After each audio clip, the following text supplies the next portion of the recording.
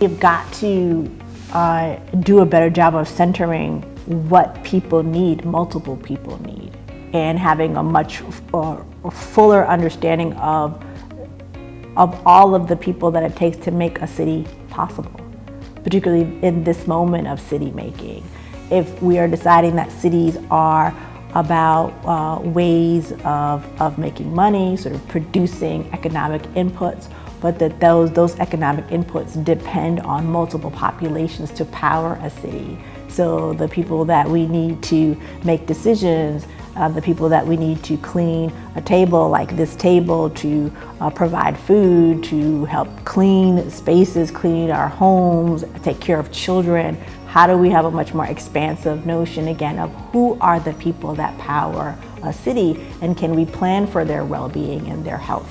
So that automatically puts us in a different conversation around essential workers, around the labor that's extracted from migrants, from immigrants, from people of color that typically are at the lower end of the wage economy. And so how do we have a much better understanding of those multiple populations and not just a very narrow sense of who that target user is?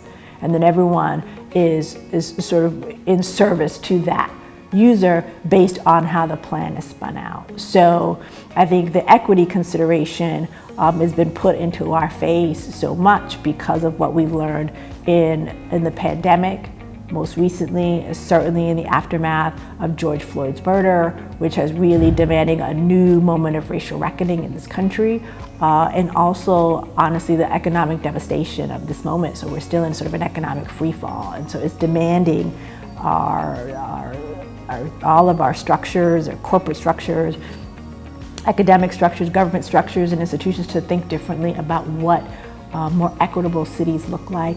Cities that actually, again, deliver on the health outcomes that we need as individuals.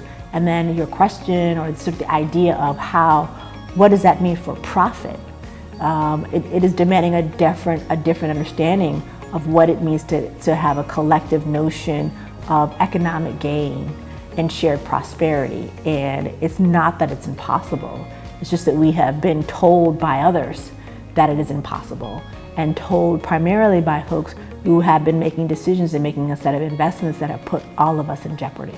So the question is, in a moment that is demanding economic recovery and well-being, how can, again, we have a much more a broader notion of who is benefiting from moments of economic prosperity, and can we act on that as planners, and can we act on that as developers, as folks who are in the corporate world who realize that there's much more at stake for all of us than just the ability to make more money, if we're doing that and at the same time destroying our social networks, destroying the habitability of cities, destroying our larger environment. All of those sides and all of that information that we're getting back that's saying, stop, we can't go on this way, is pushing us into a different position for imagining what the future of cities really is right now. I think that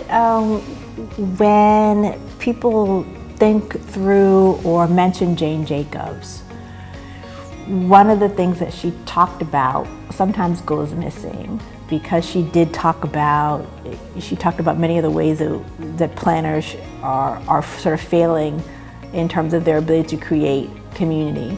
And so she gives a bunch of different ideas about how planners could sort of get right.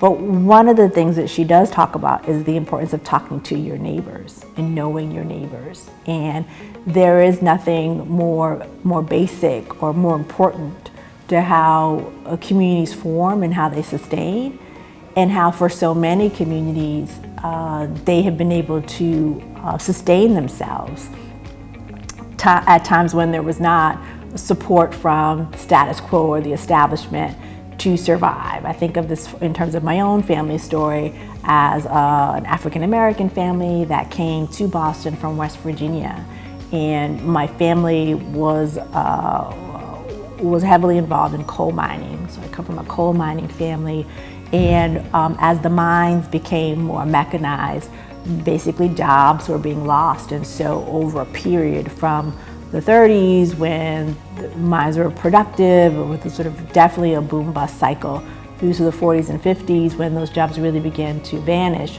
my family, like many African American families in the South and in West Virginia, started to move. And they were moving because they thought there was going to be more opportunity for them in a city like Boston, which is where they wound up. But that was not the case. They did not find more jobs. They did not find more opportunity here. And so were pushed to think about the ways that they could sort of rely on themselves, and their relationships and their networks were key.